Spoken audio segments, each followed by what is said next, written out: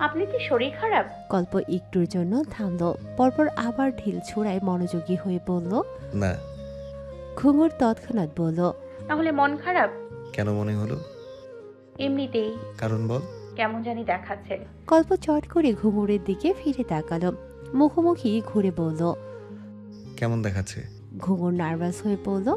একটা সাধারণ প্রশ্নে এমন রিয়াকশন সে আশা করেনি। আমতা আমতা করে বলল। শুকনো শুকনো লাগছে। ঘুঙুর মাথা নত করে রাখলো। কল্প অনেকটা সময় নিয়ে ওকে দেখল, পরপর ফট করে ঘুঙুরের কোলের উপর মাথা রেখে শুয়ে পড়ল। ঘুঙুর চরম আশ্চর্য, হতমম্ব দৃষ্টিতে চেয়ে আছে। কল্প নিজে থেকে ঘুঙুরের এক হাত টেনে নিজের মাথায় রাখলো, চোখ বন্ধ করে নিয়ে বলল। চুলগুলো টেনে দে তো। ঘুঙুরের হাত মৃদু কম্পিত হচ্ছে। এই পুরুষের ছোঁয়া তার নিকট কারেন্ট শকের টের মতো, ছুঁলেই কম্পন। পেলব ছোট্ট হাতখানা নিজের মতো করে চালাতে শুরু করল সে। কল্পের মলিন মুখখানা দেখে আজ আর নাক গলল না। অনেকটা সময় এভাবেই পেরোলো। নিস্তব্ধ পরিবেশকে ভারী করে ভেসে এলো কল্পের কণ্ঠ। সে সেভাবেই চোখ বন্ধ করে ডাকল। তোতা পাখি। ঘুঙুর আনমনের জবাবে বলল। হুম। পরপর নিজেই চমকে উঠল। কেন ডাক শুনল সে? এই নাম তো তার নয়। বেশিক্ষণ ভাবা হলো না, গল্প আবার বলল। একটা কথা বলবো, রাখবি? ঘুঙুর সম্মতি দিয়ে বলল। হুম। গল্প বলল। আমি ঢাকা যাচ্ছি আজ রাতে, ফিরতে ফিরতে সময় লেগে যাবে। জরুরি কাজ না হলে যেতাম না, কিন্তু সমস্যা একটাই। কি? তুই। ঘুঙুর বিস্মিত কণ্ঠে বলল। আমি? তুই। তোকে এখানে রেখে আমি কিছুতেই নিশ্চিন্ত মনে কাজটা করতে পারবো না। তোকে ঘিরে আমার বহুত চিন্তা। কেন? এত সব জানি না, তুই শুধু আমাকে একটা কথা দে। কি কথা? আমি না ফেরা অবধি কলেজ যাবি না। কিন্তু আমার তো সামনে এক্সাম। আমি তার আগেই ফিরে আসব, আর এক্সামের বাদবাকি ফর্মালিটিস আমি পূরণ করে দিয়ে যাব প্রিন্সিপালের সঙ্গে কথা বলে। ওকে?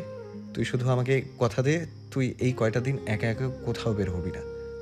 ঘুঙুর কিছুক্ষণ ভেবে বলল। ওকে। কল্প ঘুঙুরের হাতখানা চেপে ধরে নিজের চুলের থেকে সরিয়ে ঠোঁটের কাছে নিল। হাতের উল্টো পিঠে আলতো ভালোবাসার পরশ এঁকে দিয়ে বলল। আমার তোতা পাখি। ঘুঙুর পুনর্বার শিউরে উঠল। মুগ্ধ দৃষ্টিতে দেখল অপ্রকাশিত প্রেমিক পুরুষকে। ভাবল তাদের মধ্যে তো এখনো প্রেম আদান প্রদানই হয়নি। তাহলে কিসের এত মায়া, কিসের এত অধিকার বোধ? কল্প ফের ডাকল। তোতা পাখি। ঘুঙুর এবারের উত্তর বলল। হুম। তুই সত্যি কথা রাখবি তো? রাখবো। তখন যে বললি আমি তোর কেউ না, আমার কথা তুই শুনবি কেন? ঘুঙুর থতমত খেয়ে বলল। ওই এমনি বলেছি, কথা রাখবো। তোতা পাখি। হুম।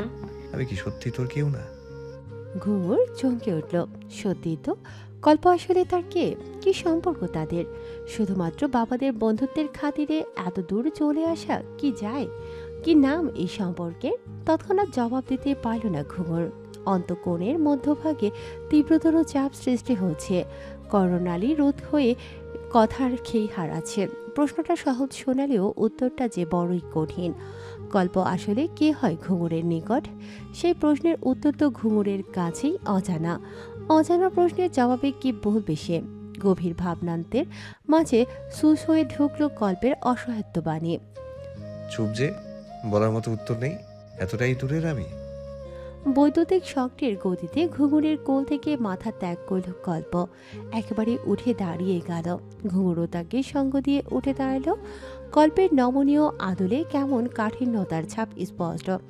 এমন আকস্মাৎ পরিবর্তনে ঘাবড়ে গেল ঘুঙুর। তার চেয়ে বেশি ঘাবড়ালো কল্পের শেষ বাক্যটুকু শুনে। এতটাই দূরের আমি, কথাটাই ঠিক কতটা অভিমান মিলেমিশে হাহাকার স্বরূপ বেরিয়ে এসেছে তা কেবল ঘুঙুরই স্পষ্টত অবলোকন করেছে। কিন্তু ঠিক কিভাবে বোঝাবে সে কল্পতার কতটা আপন, কতটা বিশেষ? সে বিশেষত্বের নির্দিষ্ট কোনো ভাষা আছে কি? থাকলেও তা ঘুঙুরের নিকট অজানা।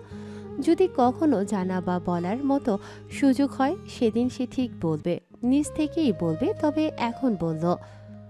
আপনি আমার কতটা দূরের বা কাছের হিসেবের খাতায় তা কেবল শূন্য। আপনাকে আমি ভিন্নভাবে গণনা করেছি। কখনো সময় এলে হাতে কলমে সেই অঙ্কটার উত্তর মিলিয়ে দেখাবো। আজ বরং থাক সব হিসেব। একদিনে চুকে গেলে পরে দেখবেন সামান্য কথা বলতেও ছুতো খুঁজতে হচ্ছে। দু একটা অভিযোগের আড়ালে না হয় লেনা দেনাটা মজবুত হোক। যত অভিমান ক্ষণ পূর্বে হৃদয়ের আঙিনায় যত্ন করে কুড়িয়েছিল, মুহূর্তেই তা কর্পূরের ন্যায় হাওয়ায় মিলিয়ে গেল।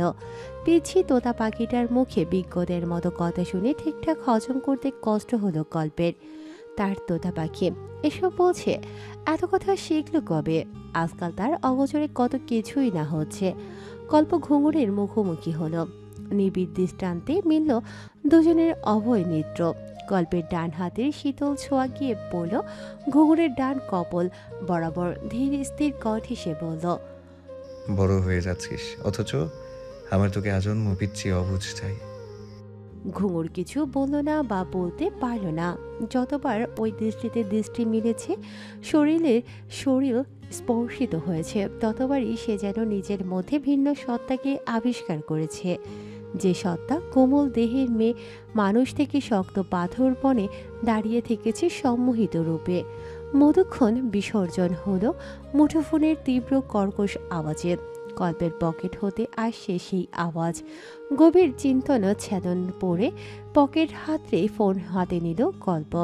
ফোন রিসিভ করে কানে তুলে অসহনীষ্ণু গলায় বলল, সময় পেলি না? আর কি সমস্যা বল। ওপাশ থেকে কী কথা হলো শুনতে পেল না ঘুঙুর। সে কেবল কল্পের অস্থির চিন্তিত মুখখানা শঙ্কিত দৃষ্টিতে অবলোকন করে গেল। বুঝলো খবর খুব একটা ভালো আসেনি। নিশ্চয়ই কিছু অনর্থ ঘটেছে, নয়তো মুহূর্ত ব্যবধানে মুখোমুখ পাংশুটে হবে কেন? কল কাটল কিয়ৎক্ষণ বাদে। ঘুঙুর তৎক্ষণাৎ উৎসুক কণ্ঠে জিজ্ঞেস করল, কে ফোন করেছিল? কিছু কি হয়েছে? বেশি খারাপ কিছু? কল্প সে প্রশ্নের উত্তর ঘুঙুরকে তাড়া দিয়ে বলল। এখনই আমাদের যেতে হবে। ঘুঙুর কথার পিঠে প্রশ্ন করল, কেন? এখানে থাকাটা সুবিধার লাগছে না, তাড়াতাড়ি চল, বাকি কথা গাড়িতে হবে। ঘুঙুরের হাত টেনে ধরে জোর পায়ে গাড়ির দিকে এগিয়ে গেল কল্প। তড়িঘড়ি করে গাড়ির দরজা খুলে ঘুঙুরকে বসিয়ে নিজে বসলো ড্রাইভিংয়ে। বিনা বাক্যে গাড়ি স্টার্ট করল। যতটা জোরে পারছে ততটা জোর দিয়ে গাড়ি চালাচ্ছে কল্প। গ্রামের চিপা রাস্তা, একটু এদিক সেদিক হলে গাড়ি সোজা খাদে চলে যাবে। খুব সাবধানতার সহিত এগোতে হচ্ছে তাকে। একা হলে কে করতো এত কাহিনী? শুধুমাত্র ঘুঙুরের কথা ভেবে প্রাণপণে ছুটতে হচ্ছে তাকে। এদিকে পাশের সিটে বসা রমণী কি আর স্থির থাকার পাত্রী? কল্পের অস্থির মস্তিষ্কে পুরোপুরি উন্মাদ বানানোর ধান্দায় একের পর এক প্রশ্নবাণে জর্জরিত করে চলেছে তাকে।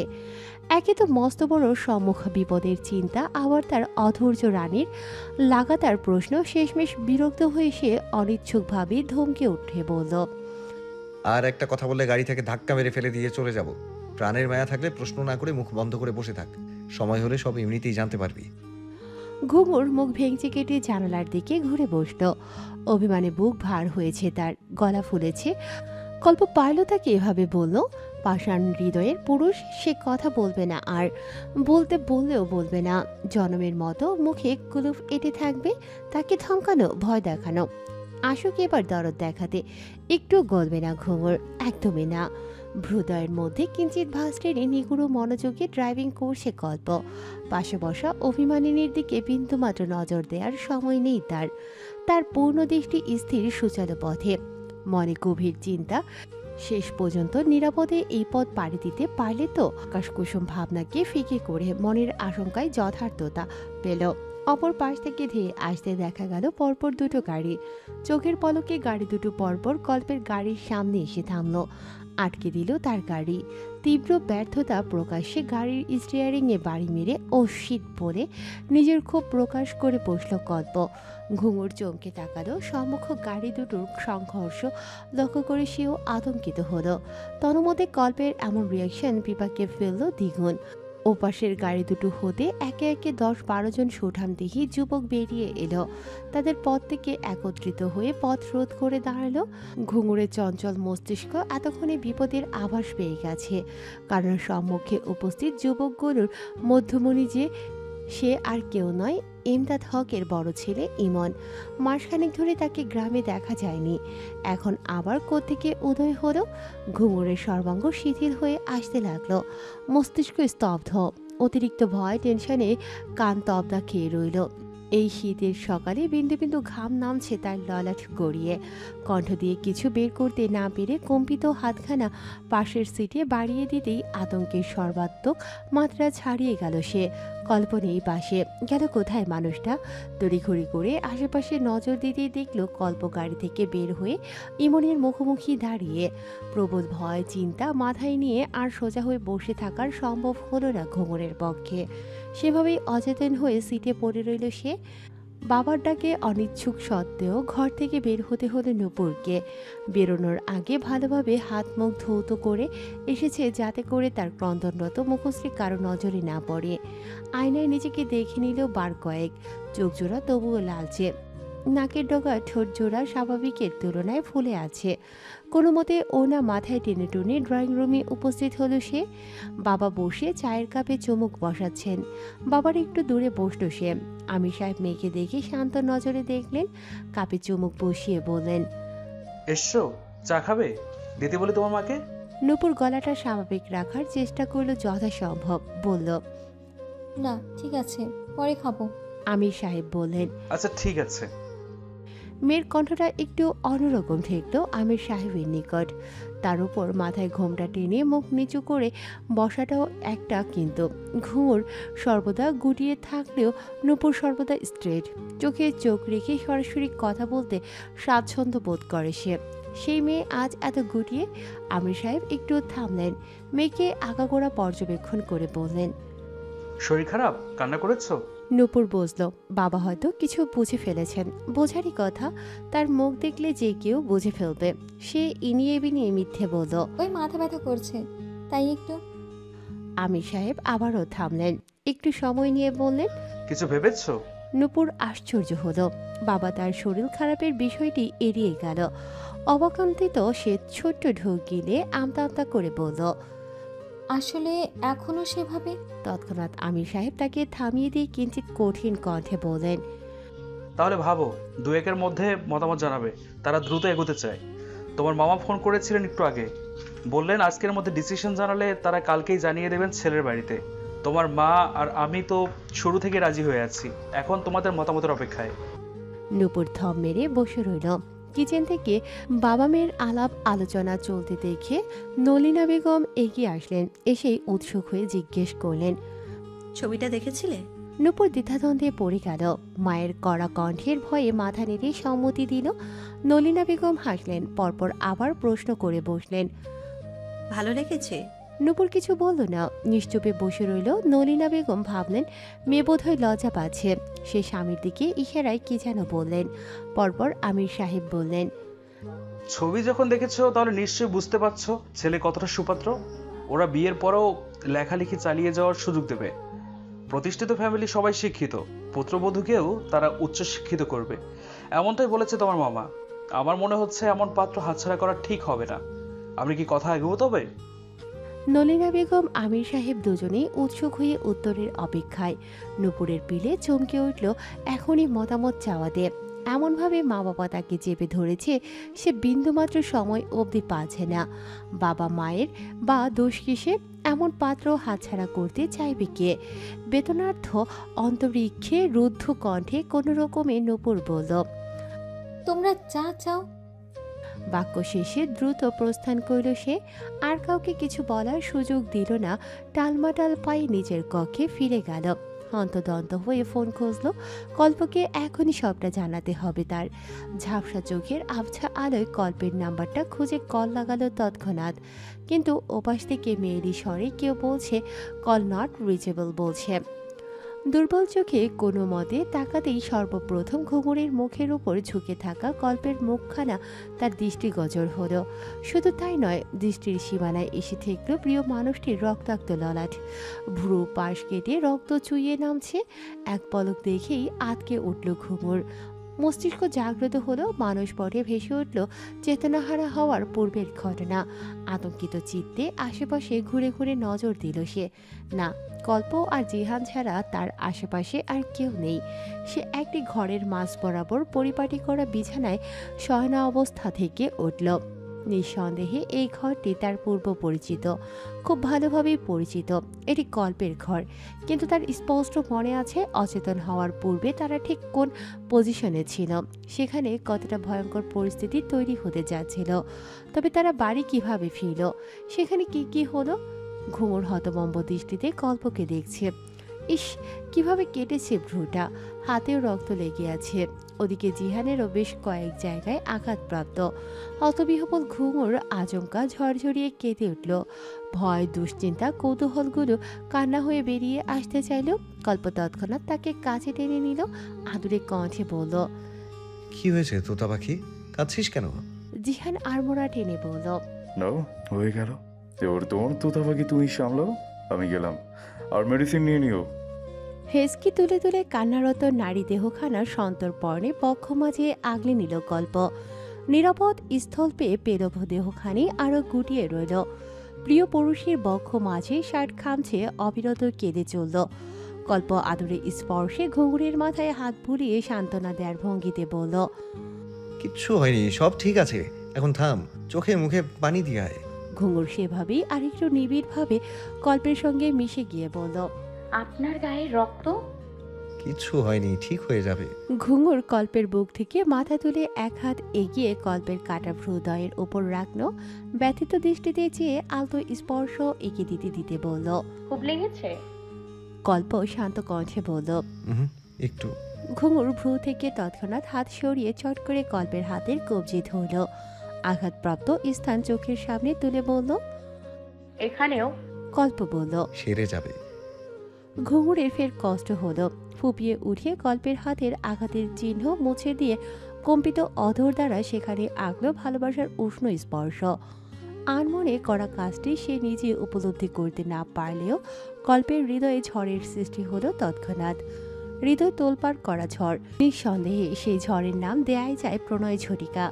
কোমল ঠোঁটের স্নিগ্ধ ছোঁয়া সর্বত্র যেন বিষাক্ততা ছড়িয়ে দিল। প্রেমের বিষ, সর্বাঙ্গ বিষের ব্যথায় ছেয়ে উঠল। কল্প ঘুঙুরের দুবাহুতে হাত রাখল, থুতনি উঁচু করে ধরে বলল। এমন মেডিসিন পেলে এরূপ হাজারো ব্যথা সাদরে গ্রহণ করে নিতে কল্প চৌধুরী সদা প্রস্তুত। কল্পের এহেন বাক্যের মর্মার্থ ঠাহর করে নিজের করা অবাস্তব কাজের দৃষ্টান্ত স্মরণ হতে চমকে উঠল ঘুঙুর।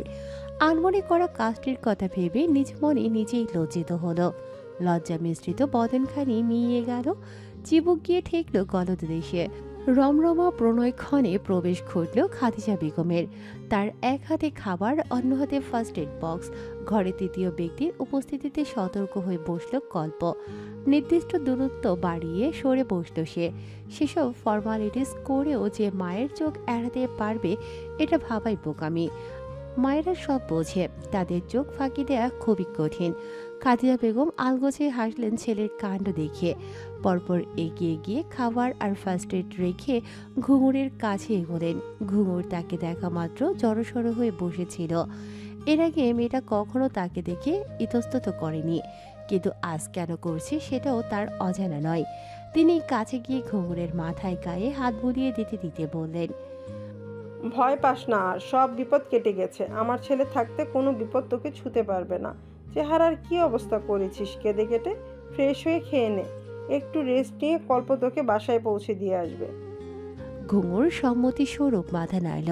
খাদিজা বেগম তার ললাটে চুমুক খেয়ে কল্পের দিকে ঘুরে বললেন। তুই ফার্স্ট এইডটা করে নে তাড়াতাড়ি, রক্ত তো এখনো ঝরছে, তারপর খেয়ে নিস। আমি যাই, রান্না এখনো শেষ হয়নি। কল্প বাধ্য ছেলের মতো মাথা নাড়ল। খাদিজা বেগম তাকেও মাথায় হাত রেখে আদর দিয়ে আবারও তাড়া দিয়ে বললেন। ট্রিটমেন্টটা তাড়াতাড়ি নিয়ে নে। খাদিজা বেগমের প্রস্থানের সঙ্গে সঙ্গে ঘুঙুর ফার্স্ট এড বক্সটা নিয়ে কল্পের নিকটে এগিয়ে বসল। বক্স থেকে প্রয়োজনীয় জিনিস গভীর মনোযোগে বের করতে লাগলো। কল্প ওর হাবভাব দেখে ভ্রু কুঞ্চন করে বলল।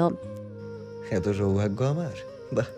এখন তো মনে হচ্ছে আমার তরফ থেকে হক সাহেবের একটা ধন্যবাদ প্রাপ্য। ঘুঙুর এক পল কল্পের দিকে অতৃপ্ত দৃষ্টিতে তাকিয়ে চোখ ফিরিয়ে নিল। কাজে মনোযোগী হয়ে বলল। তাহলে আর কি, মানুষের প্রাপ্য বেশি দিন ঝুলিয়ে রাখতে নেই, তাড়াতাড়ি দিয়ে আসুন গিয়ে। কল্প শূন্যে দৃষ্টি ফেলে আনমনা হয়ে বলল। ঠিক বলেছিস, সব প্রাপ্যই সুদে আসলে বুঝিয়ে দেব। আজ তো যতটুকু দেয়ার দিলাম, বাকিটা নেক্সট টাইম। ঘুঙুর মেডিসিন তুলে কল্পের হাতটা টেনে নিয়ে বলল। ঠিক বুঝলাম না। কল্প নিরস কণ্ঠে বলল। বুঝতে হবে না, সময় হলে দেখতে পারবি। ঘুঙুর মুখ ভেঙচি কেটে কল্পের হাতে ঔষধি লাগিয়ে দিতে লাগলো। কল্প সেদিকে তাকিয়ে মনে মনে ভাবল, একটু আগেই না কাঁদছিল, এখন আবার ভেঙচি কাটছে। মেডিসিনের প্রভাবে ক্ষতস্থানে তীব্র জ্বলন সৃষ্টি হচ্ছে। কল্প হাত মুষ্টি বদ্ধ করে যন্ত্রণা সহ্য করার চেষ্টা করছে। ঘুঙুর সেটা বুঝতে পেরে ফের ফুপিয়ে উঠল। তার চোখের পানি মেডিসিন সব মিলেমিশে একাকার হয়ে কল্পের হাতে পড়ছে। আচমকা এমন সিচুয়েশনে হকচকিয়ে উঠল কল্প। ঘুঙুরের মাথাটা পুনরায় বুকের সঙ্গে চেপে ধরল।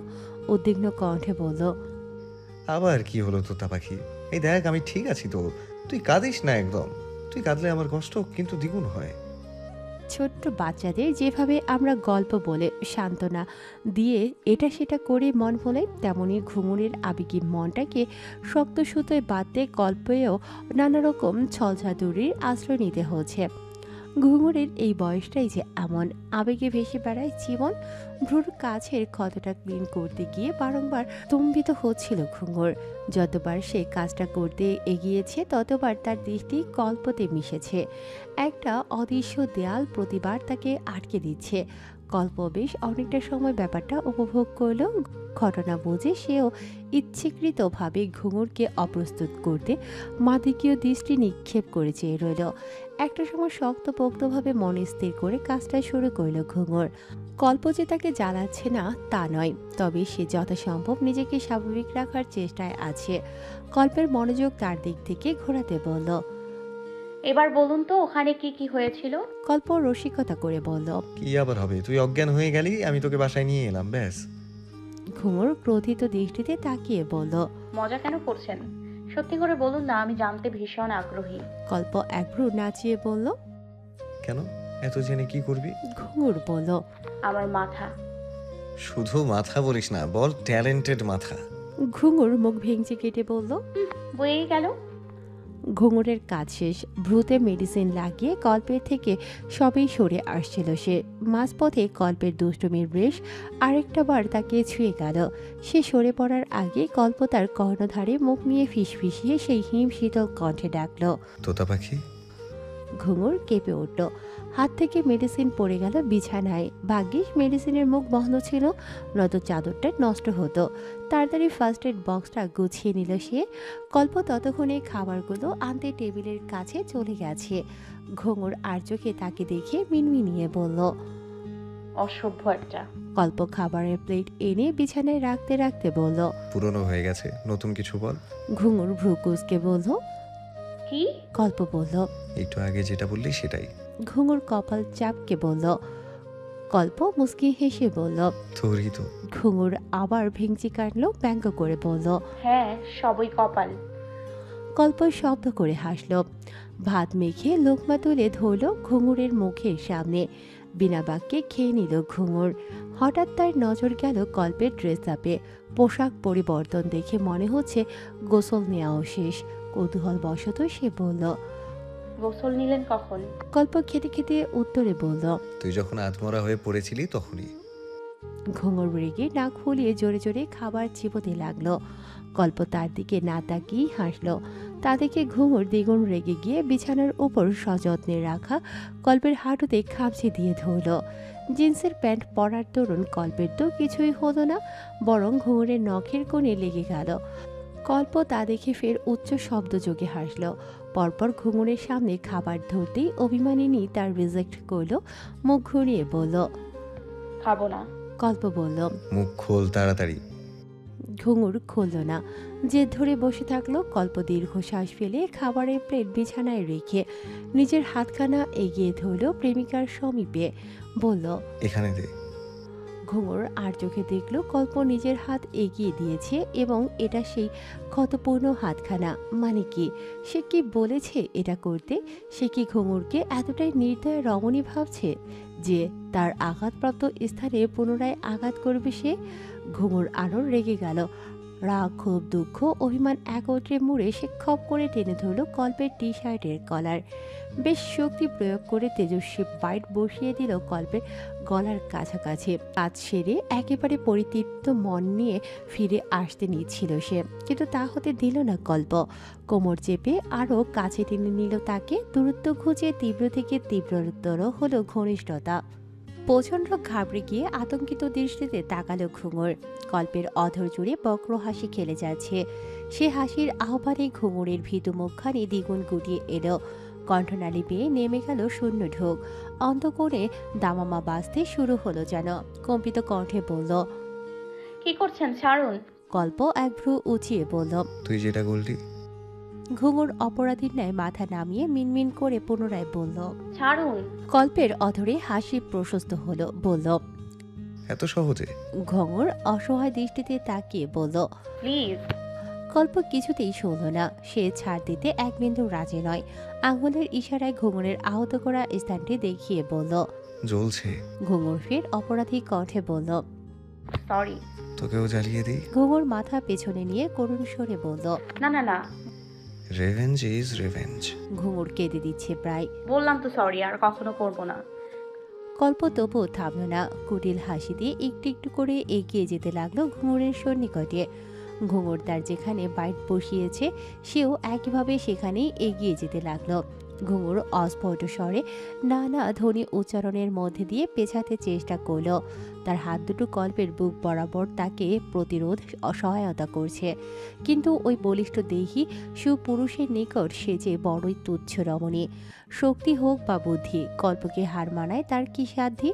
কল্প শেষমেশ পুরুষালী খসখসে ঠোঁট দ্বারা তার গলদেশ স্পর্শ করল ঠিকই, কিন্তু সেই স্পর্শে না ছিল ব্যথা, না ছিল কোনো প্রকার জ্বলন। আলতো স্পর্শ এঁকে দিয়ে নির্দিষ্ট দূরত্বে সরে এলো সে।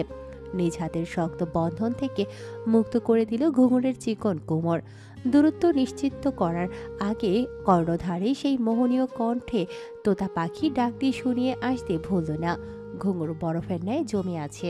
মুহূর্ত পূর্বের ঘটনার বিবর্তী স্মরণে মস্তিষ্ক তার পুরোপুরি শূন্য। কি ছিল ওটা? কিসিং? কল্প তাকে এই প্রথমবারের মতো কিস করল। ঘটনাটা এত দ্রুত ছিল যে ঘুঙুরের মস্তিষ্ক কুলকিনারা হাতড়ে পেল না।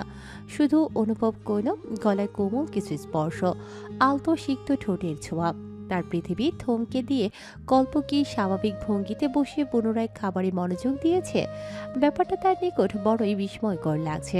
কল্প খাওয়ার ফাঁকে মুসকি মুসকি হাসছে। ঘুঙুর কোনা চোখে তাকে দুবার দেখে মুখ ঘুরিয়ে নিল। কল্প তার দিকে আরেক লোকমা খাবার তুলে ধরল। ঘুঙুর মুখ সরিয়ে নিল তৎক্ষণাৎ। কল্প আরেকটু এগিয়ে খাবার ধরে বলল। কামড়ের বদলে চুমু দিলাম, পছন্দ হয়নি? আচ্ছা কাছে আয়, তবে ভুলটা শুধরে নেই। ঘুঙুর তড়িৎ গতিতে ফিরে তাকালো। তার দৃষ্টিভঙ্গি মাথায় বাজ পড়েছে এমন। কল্পের কথা যথার্থ বুঝতে পেরে সঙ্গে সঙ্গে মুখ এগিয়ে দিয়ে বলল। খাচ্ছি তো। বলা মাত্র নিজ উদ্যোগে খাবার মুখে তুলে নিল সে।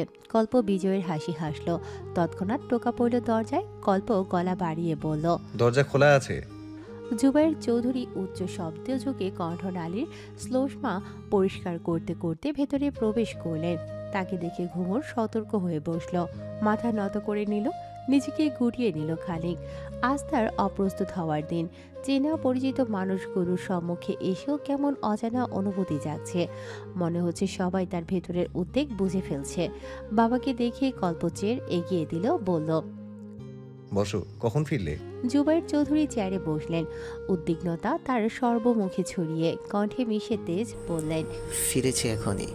তোমাদের অবস্থা কি বলো? ঠিক আছে দুজনেই? কল্প ঘুঙুরের দিকে এক পলক তাকিয়ে বলল। ভালো আছি আমরা, তেমন কোনো ক্ষতি করতে পারিনি।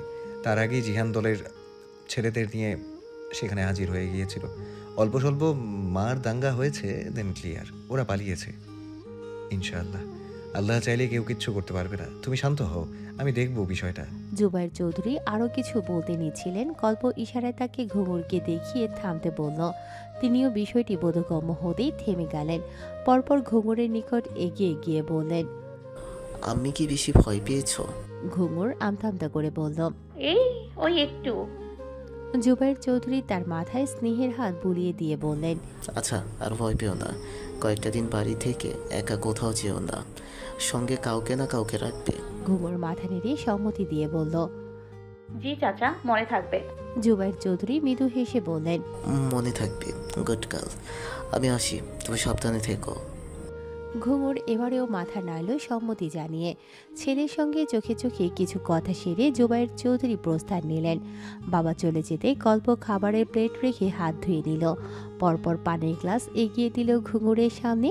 ঘুঙুর বিনা বাক্যে পুরোটা গ্লাস ভর্তি পানি শেষ করে ফেলল।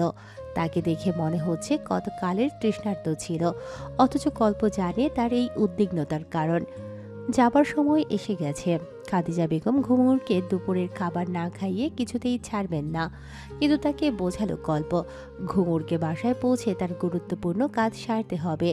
তাছাড়া ঘুঙুরের মায়ের সঙ্গেও তার জরুরি কথাবার্তা আছে। আজ রাতে যেহেতু ঢাকায় যেতে হবে, তাই তার হাতে সময় খুব কম। এতটুকু সময়ে এদিকটা গুছিয়ে যেতে হবে, নয়তো সব দিক সামলে বাবা হিমশিম খেয়ে যাবেন। ঘুঙুর আগাগোড়া কল্পের বক্তব্য শুনে মুখ ভেঙচি কাটল, ব্যঙ্গ করে বিড়বিড়িয়ে বলল, এসেছেন মহারাজ। আগে তো চাচা রাজনীতি একা সামলানি, সুদূর ভিনদেশ থেকে যেন সব তিনিই সামলেছেন। ঘুঙুরের সুপ্রসন্ন ভাগ্য বেশিক্ষণ টিকল না, কারণ তার মিনমিনে আওয়াজও কল্পের নিকট ঝকঝকা পরিষ্কার। কল্প তার ব্যঙ্গ বাণীর প্রতিউত্তরও করল তৎক্ষণাৎ, বলল, আজ্ঞে হ্যাঁ মহারানী, এই মহারাজই সেই সুদূর ভিনদেশ থেকে ল্যাপটপের দ্বারা সংগঠন করে মিটিং করে বুদ্ধি দিয়ে যাবতীয় উপায় আপনার চাচার এই রাজত্ব টিকিয়ে রেখেছে। তোর কি মনে হয়, নয়তো তোর চাচার ওই মোটা মাথায় এসব রাজনীতি ঢুকতো? হয়েছে হয়েছে, নিজেকে নিয়ে আর বড়াই করতে হবে না। এগুলো তো আর চাচা নিজের জন্য করতে চাননি, আপনার জন্যই তো করেছেন। তাহলে আপনি ছাড়া আর কে সামলাবে সব? বলা যায় নিজের কাজ নিজেই করেছেন, এতে আবার এত গর্বের কি আছে? কল্প ভ্রু কুঁচকে ফেলল। ঘুঙুরের সঙ্গে তর্কে না গিয়ে মনে মনে নিজেকে এই বলে সান্ত্বনা দিল, নারী জাতি বড়ই আজব, এদের মন বোঝার মতো পাবলিক পৃথিবীতে বিরল। খাদিজা বেগম এর থেকে বিদায় নিয়ে ঘুঙুর চলল কল্পের সঙ্গে নিজেদের বাড়ির পথে। কুহুর সঙ্গে দেখা হয়নি সে স্কুলে। খাদিজা বেগম তাকে অভয় দিয়ে অনেক কিছু বুঝিয়ে দিলেন। কল্প থাকছে না 2-4 দিন। এই দিনগুলোতে সে যেন আরও বেশি সতর্কতা অবলম্বন করে, এটাই বুঝিয়ে দিল। বাধ্য মেয়ের ন্যায় ঘুঙুর শুধু হ্যাঁ বলে গেল সবটাই। কাছে পিঠে বলে আজও গাড়ির সঙ্গে না নিয়ে হেঁটে যাত্রা শুরু করলো ওরা। দুজন খুব কাছাকাছি, পাশাপাশি চলছে, ধীর স্থির হাঁটার গতি। শান্ত পরিবেশে কল্পের শীতল কণ্ঠ বলল, এমনিতে তো সবার সামনে হ্যাঁ না ছাড়া কথা বের করিস না, এদিকে যে আমার মাথা চিবিয়ে খাস সে খবর কেউ জানে? ঘুঙুর চোখ মুখ কুঁচকে বলল, আর আপনি কি, হ্যাঁ, কত বড় অসভ্য তা কেউ জানে? কি সব করেছেন আজকে আমার সঙ্গে, ছি! কল্প খপ করে ঘুঙুরের হাত চেপে ধরে দাঁড় করিয়ে বলল, ছি কিসের? হ্যাঁ, তুই যে আমাকে কামড়ে টামড়ে দাগ বসিয়ে দিলি, তার বেলা আমি কি করেছি বল? Any proof? অথচ আমার গলায় তরতাজা চিহ্ন ফুটে আছে। ঘুঙুর বলল, আমারও আছে। কি চিহ্ন? কল্প সন্দিগ্ধ নজরে চেয়ে বলল। কোথায়? ঘুঙুর মিনমিন করে বলল, মনে। কল্প হতবম্ব হয়ে চেয়ে রইল কিয়ৎক্ষণ। তার তোতা পাখি আসলেই তোতা পাখির মতোই মিষ্টি মিষ্টি কথা বলছে, যা তার অন্তঃকোণে তীব্র আনন্দের ঢেউয়ে ভাসিয়ে চলেছে অবিরত। সে হাসল, একেবারে প্রাণবন্ত হাসি। হাসির তোপে গলদন্ত উকি দিল ডান পাটি হতে। ঘুঙুর মুগ্ধ চোখে চেয়ে রইল সেই স্নিগ্ধ মুখে। মুগ্ধতা তার সর্বাঙ্গ জুড়ে শিহরণ ছড়িয়ে দিল, ছড়িয়ে পড়ল কানায় কানায়, শিরায় উপশিরায়, রন্ধে রন্ধে। হঠাৎ কল্পের আগমনে যতটা না চমকেছেন নলিনা বেগম, তার চেয়ে দ্বিগুণ চমকেছেন কলেজ ছুটির অতি পূর্বে মেয়েকে বাড়ি ফিরতে দেখে। কল্পের পেছনে গুটিসুটি মেরে এগিয়ে আসছে সে।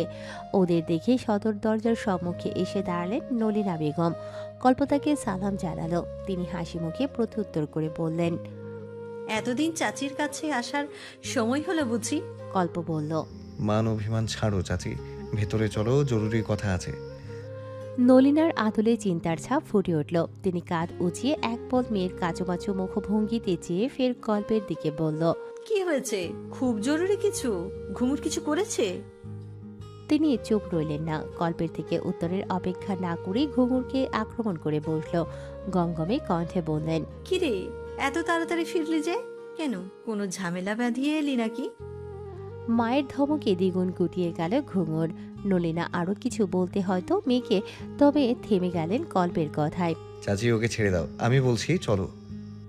নলিনা বেগম অসন্তুষ্ট দৃষ্টিতে মেয়ের দিকে নজর বুলিয়ে বললেন, আচ্ছা আয়, বসে কথা বলি। কল্পকে ড্রয়িং রুমে বসিয়ে নলিনা ছুটলেন কিচেনে। কড়াইয়ে যে তরকারি বসানো এখন অবধি বেমালুম ভুলে বসেছিলেন তিনি। সদ্য তেজ বেড়ে ওঠা গন্ধ নাসিকায় প্রবেশ করতেই হুড়মুড়িয়ে ছুটলেন তিনি। কল্পকে কিছুক্ষণ অপেক্ষা করতে বলে গেলেন। মায়ের প্রস্থানে কিছুটা হাঁপ ছেড়ে বাঁচল ঘুঙুর।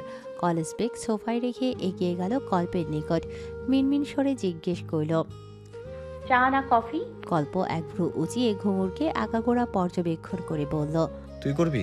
ঘুঙুর না শিকার গেল তৎক্ষণাৎ বলল, অবশ্যই মা করবে। তাহলে তো চলবে না, তুই করলে একটা খেতেই পারি। ঘুঙুর করুণ দৃষ্টিতে কিচেনের দিকে চেয়ে বলল, আমি এখন কিচেনে ঢুকলে মা আমাকে মেরে মাটিতে পুঁতে দেবে। তাহলে বাদ দে প্লিজ। কল্প ঠোঁট কামড়ে ধরে কিছু একটা ভাবলো, পরপর বলল। চাচি বললে করবি তো? ঘুঙুর দুপাশে মাথা দুলিয়ে সম্মতি বোঝালো, মুখে বলল। নলিনা বেগম আঁচলে হাত মুছতে মুছতে এগিয়ে এলেন। তারা দেখিয়ে বললেন, আর বলিস না, কত দিক যে সামলাতে হয় একা একা। কল্প বলল, আমির চাচা বাড়িতে নেই? না, তোর চাচা তো সেই সকালেই বেরিয়েছে। তাহলে তো ভালোই হলো। ঘুঙুর এভাবে দাঁড়িয়ে না থেকে এক মগ কফি করে আনা আমার জন্য। নলিনা বেগম তাড়াহুড়ো করে বললেন, কফি খাবি? আমাকে বলবি তো, ও কি বুঝে কফি করতে। তুই বস, আমি এক্ষুনি নিয়ে আসছি। কল্প তাকে হাত ধরে আটকে দিল, পুনরায় সোফায় বসিয়ে দিয়ে বলল, না তুমি বসো, বললাম না জরুরি কথা আছে। তাহলে ও গিয়ে কফিটা করুক, আমি ততক্ষণে কথাবার্তাগুলো সেরে নিই। নলিনা বেগম না করতে গিয়ে ও বসে পড়লেন। আপাতত তার জানার আগ্রহ প্রবল। ঘুঙুরকে ইশারায় যেতে বলে তিনি বসলেন জরুরি বার্তা শুনতে। ঘুঙুর যেতে যেতে মা আর কল্পের দিকে গভীর দৃষ্টি নিক্ষেপ করে চলে গেল। ভাবলুম না জানি অসভ্য লোকটা কি ছাইপাশ মাকে বোঝায়। তার মা তো আবার কল্প অন্তপ্রাণ, যা বলবে একেবারে গোগ্রাসে হজম করে নেবে। কিচেন থেকে দুজনের মুখাবয়ব দেখা গেলেও একটি কথাও বোঝা বা শোনা যাচ্ছে না। মনে হচ্ছে গভীর আলোচনা চলছে। ঘুঙুর দ্রুত পদে কফি নিয়ে এগিয়ে এলো, যদি কিছু শোনা যায় সেই আশায়। কিন্তু তার ভাবনায় এক বালতি জল ঢেলে কল্প বলল, তাহলে ওই কথাই রইল চাচি, এখন আমি উঠবো। নলিনা বেগম বললেন, হ্যাঁ ঠিক আছে, কিন্তু কফিটা অন্তত খেয়ে যা বাবা। ওকে। বলে ঘুঙুরের থেকে কফিটা নিয়ে নিল। নলিনা বেগম কিচেনের দিকে ছুটতে ছুটতে বললেন, বললাম দুপুরে খেয়ে যেতে, সে সময় তো তোর হলো না। শূন্য মুখে শুধু কফি খাতে হবে। আমি যাই, রান্নাটা সেরে নিই, তোর চাচার আসার সময় হয়ে যাচ্ছে।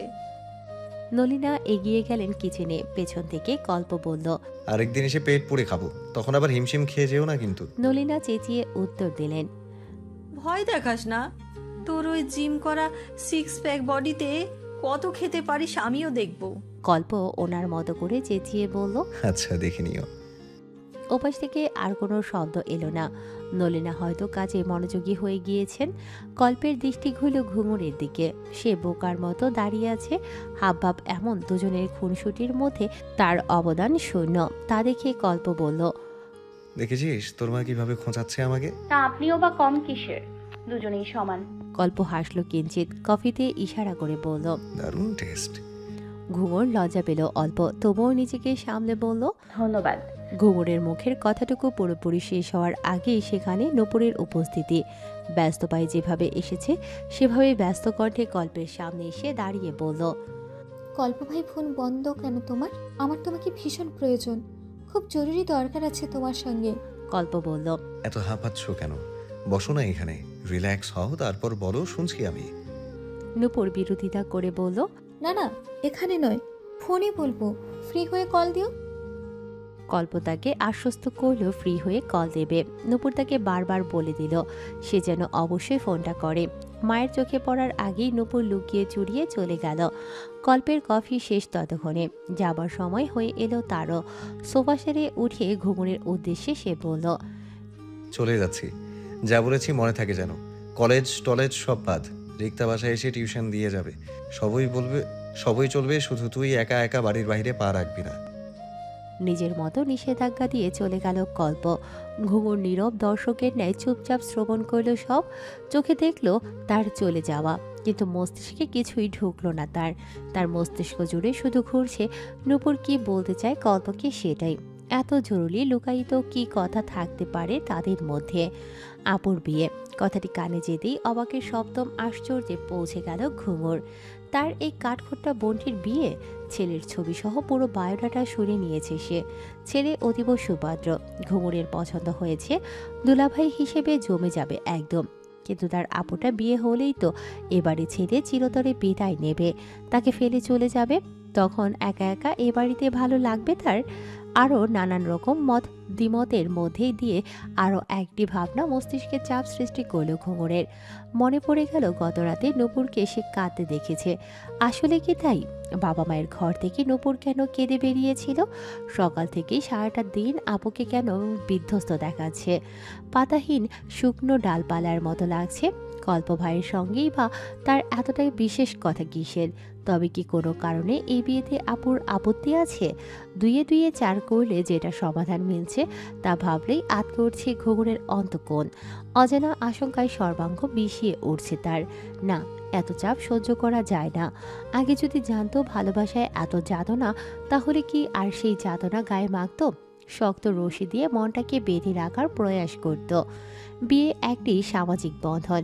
এই বিয়ে যেমন পরস্পর দুটি মানব মানবীর যুগলবন্ধী সম্পর্ক তৈরি করে, তেমনি দুই পরিবারেও সুগভীর মেলবন্ধন সৃষ্টি করে। এই এক বিয়ে এক পিঠে আনে আনন্দ, আরেক পিঠে আনে শূন্যতা। যার জীবনে যেভাবে লেখা থাকে সেভাবেই আসে। তেমনি এখন আহমেদ পরিবারে নেমে এসেছে বিষণ্ণতা। দুই কক্ষের দুই বিছানায় গুমুট দম বন্ধকর পরিস্থিতিতে ঘাপটি মেরে পড়ে আছে দুই মন। দুজনের মনেই চলছে সমান অস্থিরতা। বাহির থেকে উপলব্ধিকর না হলেও ভেতরটা যে ছিঁড়ে কুটে যাচ্ছে। কাকে দেখাবে তারা সেই দুঃখ? কে নেবে সেই যন্ত্রণার ভার? কে আসবে উপশম হয়ে? নিস্তব্ধতা ভেঙে ফোনের কর্কশ শব্দ বেজে উঠল। উদাসীন ঘুঙুর বিরক্ত বোধ করল খানিক। তার মনের বিষাক্ততা যেন সর্বত্র ছড়িয়ে পড়ছে। তাই তো আশেপাশের সব কিছুই তিক্ত লাগছে। যেমন এই ফোনের শব্দ। বালিশের পাশেই ছিল ফোনটা। দুর্বল হাতে সেটি বের করল ঘুঙুর। যতটা বিরক্তি নিয়ে স্ক্রিনে তাকিয়েছিল, তার কুঞ্চিত ভ্রুদয় ধীরে ধীরে শিথিল হলো ওপাশের নাম্বারটির দেউলতে। এক দৃষ্টিতে স্ক্রিনে থাকা নাম্বারটির দিকে চেয়ে রইল সে। ফোনটা বেজে বেজে সেভাবেই কেটে গেল। পরপর আবার বাজতে শুরু হলো। ঘুঙুর যেন রিসিভ করার মতো শক্তি পাচ্ছে না। আচ্ছা, কি বলবে ওপাশের মানুষটি? নিশ্চয়ই কোনো চমকপ্রদ খবর দেবে, যা শুনে তার গোটা রাতটা বিনিদ্র হবে। চতুর্থবারের মতো কেটে যেতে যেতে রিসিভ করলো কলটা। দেখে বুকটা ভরে নিঃশ্বাস নিল কল্প। শুনশান রাস্তায় এক হাতে গাড়ির স্টিয়ারিং, অন্য হাতে ফোন কানে চেপে ধরে গন্তব্যে ছুটছে সে। ফোনের ওপাশ থেকে নিঃশ্বাসের শব্দ ভেসে আসছে শুধু। সে ডাকলো, মন মাতাল করা সেই কণ্ঠে ডাকলো, তোতা পাখি। শ্বাস প্রশ্বাসের ধ্বনি এপাশ ওপাশ মুখরিত করে রেখেছে। শব্দেরা যেন নীরবতা পালনের প্রতিযোগিতায় নেমেছে। কণ্ঠভেদ করে বাক্যগুলো বের হওয়ার আগ্রহ পাচ্ছে না। কত শত কথা, কত শত অভিযোগ একত্রে দলা পাকিয়ে আটকে আছে। সুদূর প্রসারী নীরবতা ভেঙে কল্প মুখ খুলল। তার নম্র কণ্ঠ পুনরায় ভেসে এলো, তোতা পাখি। ঘুঙুর অতি কষ্টে গলা দিয়ে শব্দ বের করার প্রয়াস চালিয়ে শুধু মাত্র বলল। সঙ্গে সঙ্গে ওপাশ থেকে কল্প সাড়া দিল, বলল, মন খারাপ?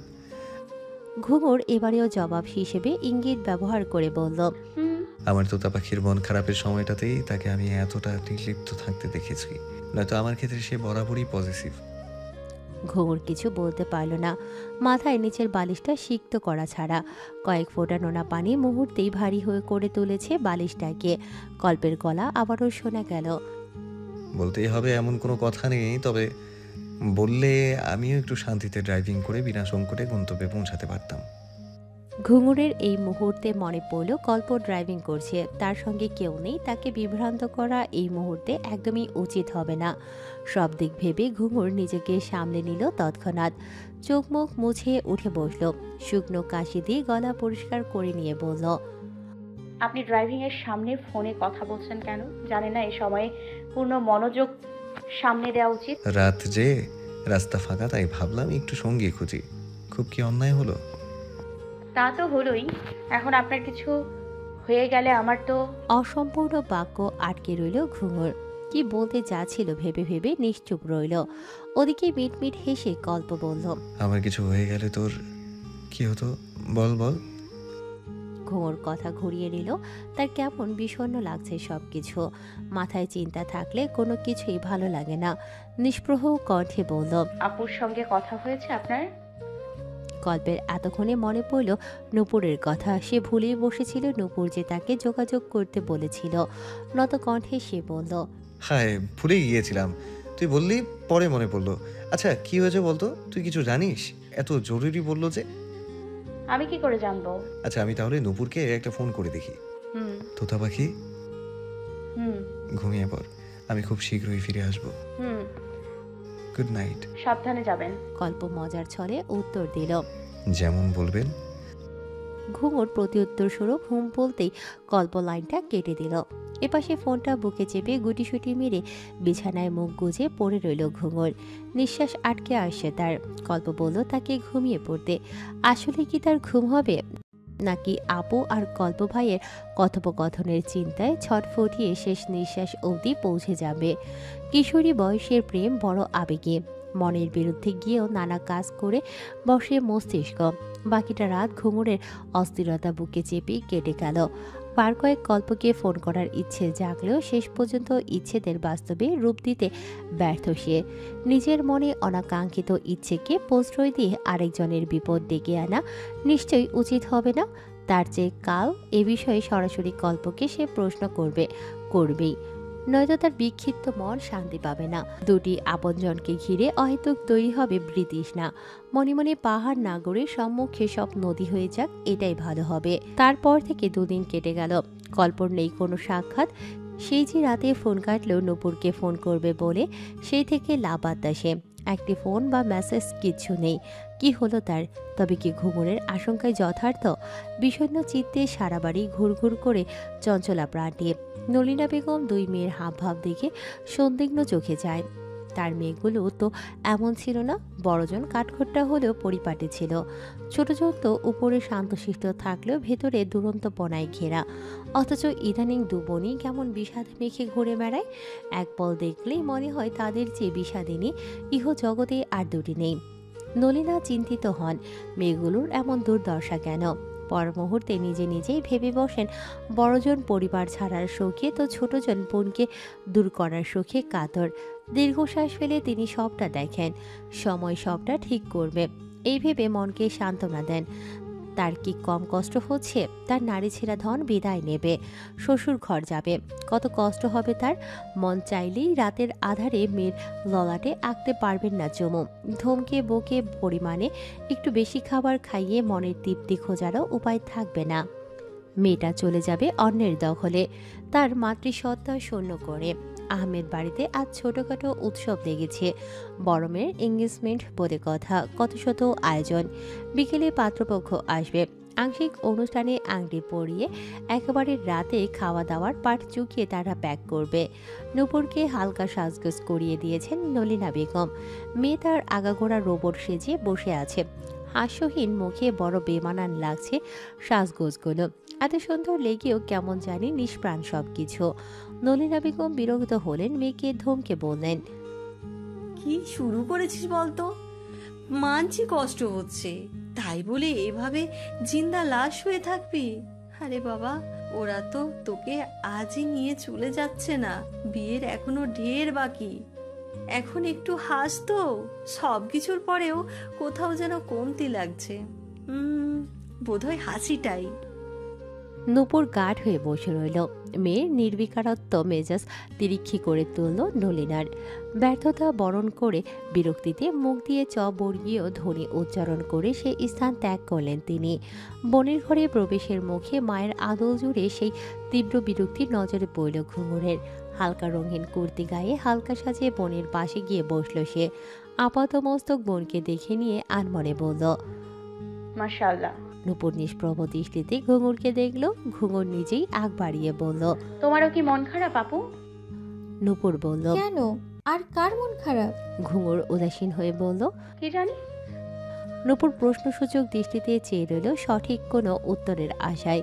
ঘুঙুর তাকে নিরাশ করে প্রসঙ্গ ঘুরিয়ে বলল, চলো, ওরা এসে গেছে। বাবা তোমাকে নিতে পাঠিয়েছেন। নূপুর নড়ল না। ঘুঙুর আলগোছে দীর্ঘশ্বাস ফেলে উঠে দাঁড়ালো। নূপুরের হাত ধরে টেনে নিয়ে যেতে লাগলো তাকে। গোটা ড্রয়িং রুম জুড়ে মেহমানে ভরপুর। পাত্রের বাড়ি থেকে এসেছে 6 জন। পাত্রের মা, বাবা, চাচা, চাচি, চাচাতো ভাই এবং পাত্র নিজেই। আজ আংটি বদল, তাই অল্প সংখ্যক লোক। আগামীতে বড়সড় অনুষ্ঠান হবে। খাদিজা বেগম আর কুহু সকাল থেকেই এখানে আছে। নলিনার সাথে হাতে হাতে এগিয়ে দিয়েছে খাদিজা। নূপুর তো তারও মেয়ে, কখনো আলাদা চোখে তো দেখা হয়নি ওদের। কনের আগমনে উচ্ছ্বাসিত হয়ে উঠল আসর। ছেলেবাড়ির লোকেরা নূপুরের ছবি দেখেই পছন্দ করে নিয়েছিল। এখন তো আরও সামনাসামনি দেখে বড়ই ফিদা তারা। নূপুরকে নিয়ে আসতেই এক ভদ্র মহিলা নিজের পাশে জায়গা করে দিয়ে বললেন, এখানে বসো মা। ওটাই পাত্রের মা। নূপুরকে তার কাছে বসিয়ে দিয়ে ঘুঙুর সরে গিয়ে দাঁড়ালো কুহুর পাশে। কথোপকথনের এক পর্যায়ে জানা গেল ছেলের নাম শাফিন, পেশায় সফটওয়্যার ইঞ্জিনিয়ার, সুপ্রতিষ্ঠিত। দুই পক্ষ মিলে মত প্রকাশ চলল, কথাবার্তা এগোলো। অতিথি আপ্যায়ন শেষে সকলের মতামতের ভিত্তিতে আংটি অদল বদল সময় ঘনিয়ে এলো। এদিকে সবার আনন্দের মুহূর্ত, অন্যদিকে কারো মনে মরে মরে হাড় ভাঙা যন্ত্রণা। শাফিন গুরুজনদের আদেশ মোতাবেক আংটি নিয়ে এগিয়ে এলো। নলিনা বেগম এগিয়ে গিয়ে মেয়ের বাম হাত উঁচিয়ে ধরলেন। সবাই উৎকণ্ঠা নিয়ে তাকিয়ে, যেন গলায় কাটা আটকে থাকলে যেমন হয় তেমন দশা সকলের। আংটিটা পরানো হলেই সবাই স্বস্তির নিঃশ্বাস ফেলবে। ঘুঙুর তাকিয়ে উদাস দৃষ্টিতে। তার কি খুশি হওয়া উচিত, নাকি দুঃখ বিলাস করা উচিত, দোটানায় সে। এমনিতেই তো দুদিন যাবৎ সুখের চেয়ে দুঃখের পাল্লাই ভারী তার, তবুও সংকোচ আজ অন্তঃকোণে। দুহাত যখন খুব কাছাকাছি, শাফিনের হাত থেকে জলজলের স্বর্ণের কারুকার্যময় আংটিখানা নূপুরের বাম হাতের অনামিকা আঙুলে প্রবেশ করবে অনায়াসে। ঠিক সেই মুহূর্তে সবকিছু থমকে দিয়ে চমকে গিয়ে ভারী কণ্ঠের আওয়াজ বলল। সকলের দৃষ্টি হলো সদর দরজায়। থামো, এখানে কোনো এঙ্গেজমেন্ট হবে না। গমগমে পরিবেশটা মুহূর্তেই থমথমে রূপ নিয়েছে। প্রত্যেকটি মানুষের মধ্যে কৌতূহল, বিস্ময়বহতা। সদর দরজা বরাবর কল্প দাঁড়িয়ে। একটু আগেকার গগন বিহারী বার্তা তারই কণ্ঠের। পরিস্থিতি বুঝে আমির সাহেব আসন ছেড়ে উঠে দাঁড়ালেন। কণ্ঠে বৃতৃষ্ণা ঢেলে বললেন, তুমি সব কি বলছো? বাবার মতো সব জায়গায় শুধু বাগড়া দিতে জানো? কল্প তার কথাকে সম্পূর্ণ অগ্রাহ্যের দৃষ্টিতে দেখল। তার পূর্ণ মনোযোগ নূপুরের দিকে। সে দুকদম ভিতরে এগোলে তার পথ আটকে দাঁড়ালেন খাদিজা বেগম। আতঙ্কিত দৃষ্টিতে চেয়ে বললেন, এসব কি বলছিস বাবা? কেন বলছিস এঙ্গেজমেন্ট কেন হবে না? কল্প তার কাঁধে হাত রেখে চোখে চোখে আশ্বস্ত করে তাকে পাশে সরিয়ে নূপুরের নিকট এগিয়ে গেল। পরপর উপস্থিত পরিস্থিতি তিনগুণ স্তম্ভিত করে দৃঢ়তার সহিত প্রশ্ন করে বলল, নূপুর, তুমি কি এই বিয়েটা করতে চাও? কতগুলো উৎসুক দৃষ্টি ওদের দিকে চেয়ে আছে। নূপুর কল্পের দিকে অসহায় দৃষ্টিতে চেয়ে রইল। তার মধ্যে দোনামোনা কাজ খেলা করছে। কল্প সব জেনে শুনে কেন এমন করছে তার বোধগম্য হচ্ছে না। তার ভাবনা কৌতূহলে ছেদ টেনে কল্প আবারও একই প্রশ্ন করল। এবার তার কণ্ঠের দ্বিগুণ কাঠিন্যতা লক্ষণীয়। Nupur, I said, do you want to do this marriage? ধমক খেয়ে নূপুর চমকে উঠল। সে থতমত খেয়ে মুখ খুলতে নিতেই তেড়ে এলেন আমির সাহেব। কল্পর সম্মুখে দাঁড়িয়ে বললেন, এই ছেলে, তুমি সব কি শুরু করেছো? হ্যাঁ, শুভ কাজ তাড়াতাড়ি শেষ করতে দাও। এক্ষুনি বেরিয়ে যাও আমার বাড়ি থেকে। খাদিজা ভাবি, আপনার ছেলেকে সামলান। ওসব কি করছে? খাদিজা বেগম পুনরায় ছুটে এলেন ছেলের কাছে। কল্পর হাত ধরে টানতে টানতে অনেক কিছু বলে বলে বকতে লাগলেন। কিন্তু কল্প তার প্রতিজ্ঞায় দিল। সে এবার চিৎকার করে বলে উঠল, নূপুর, দেরি হয়ে যাচ্ছে, কিন্তু সবকিছু হাতের নাগালে থাকতে মুখ খোলো, নয়তো যত পেছবে পরিণামে তোমারই ক্ষতি। পাত্রপক্ষ হতভম্ব। এদিকে সবাই দিশেহারা। কল্প, নূপুর তীব্রভাবে উত্তেজিত। সবার সবকিছু ছাপিয়ে একটি প্রাণ ভেতর থেকে ভীষণভাবে দুর্বল হয়ে পড়ছে। সময় যত গড়াচ্ছে, চোখের সামনে অপ্রত্যাশিতভাবে ঘটে চলা ঘটনাগুলোকে কেন্দ্র করে ক্রমেই তার আশঙ্কার সত্যতায় রূপ বদল করছে। কল্প কেন এমন করছে? দুর্বল চিত্তখানা নিয়ে সে আর ওখানে দাঁড়ানোর ক্ষমতা পেল না। এক পা দুপা করে কদম গুনে সরে গেল সেখান থেকে খানিক দূরে। তন্মধ্যে ভেসে এলো নূপুরের কণ্ঠ, না, এই বিয়েতে আমি রাজি নই। লম্বা নিঃশ্বাস ফেলল কল্প। তার পরিশ্রম সার্থক। এদিকে এটা শোনা মাত্রই হুলস্থুল লেগে গেল। পাত্রপক্ষ বেজায় চটে গেছে এভাবে তাদের হেনস্থা করানোর জন্য। কেউ কিছু বুঝে ওঠার পূর্বেই কল্প এই বিষয়টিকেও সামাল দিয়ে দিল। মুখ দিয়ে সিটি বাজাতেই বাহির থেকে জিহান সহ আরও ছেলেপেলেরা এসে তাদের ধরে ধরে নিয়ে গেল। সবার মুখে একটাই কথা, মেয়ে যেখানে রাজি নয় সেখানে আর কোনো কথা হবে না। ছেলেপক্ষ একটা দুই শব্দ করার সুযোগ অবধি পেল না। তার আগেই তাদের বিনয়ের সহিত গাড়িতে তুলে দেওয়া হলো। যদিও এতগুলো ছেলে পেলে দেখে তারাও কিঞ্চিত ভয় পেয়ে গিয়েছেন, তবে ওদের বিনয়ী আচরণে আর বেশি কথা বাড়াননি। টুপটাপ কেটে পড়েছেন। ড্রয়িং রুম জুড়ে নীরবতা। একটু আগেই পরপর চারটে ভারী আওয়াজে মুখরিত হয়েছে চতুর্দিক। একদিকে নলিনা বেগম, অপরদিকে খাদিজা বেগম ঠাস ঠাস চারটে চর বসিয়েছেন ছেলে মেয়ের গালে। আমির সাহেব ক্রোধান্বিত বদনে শক্ত হয়ে বসে আছেন সিঙ্গেল সোফায়। এতটা হেনস্থা সে বাপের জন্মে কখনো হয়নি। আজ এই বাচ্চাগুলো মানিজ্জত সব খেয়ে দিল। বিয়েতে যখন মত ছিলই না তখন আগে কেন বলল না? এত আয়োজন সব বৃথা, সেই সঙ্গে মানিজ্জত ফ্রিতে গেল। আজ প্রথমবারের মতো মনে হচ্ছে তোর মতো ছেলে জন্ম দিয়ে আমি পাপ করেছি, মহাপাপ। খাদিজা বেগমের চিৎকারে থমকে থাকা পরিবেশ ছলকে উঠল যেন। নিস্তব্ধ পরিবেশে কথাগুলো যেন ভারী শোনালো। সেই সঙ্গে কল্প এই প্রথম আবিষ্কার করলো তার মা তাকে মন থেকে কর্কশ বাক্য শোনাচ্ছে। শুধু কর্কশই নয়, চরম তিক্ত বাণী। কল্প কিছু বলতে চাইল। খাদিজা বেগম তাকে থামিয়ে বলল, যা করার করেছো, এখন এই মুহূর্তে বাড়ি যাবে, চলো। কল্প বলল, কি বলছো? এখনো আসল কাজটাই তো বাকি রয়ে গেছে। এখনো বাকি আছে। তা আরো কি কি উদ্ধার করতে বাকি রেখেছো? কল্পর কথায় ফিরে তাকালেন নলিনা। আমির সাহেবও নড়ে চড়ে বসলেন। এই ছেলে মানেই তার জন্য আতঙ্ক। আবার কি করতে চাইছে কে জানে। নূপুরও শঙ্কিত মনে চেয়ে আছে কল্প আবার কি করবে।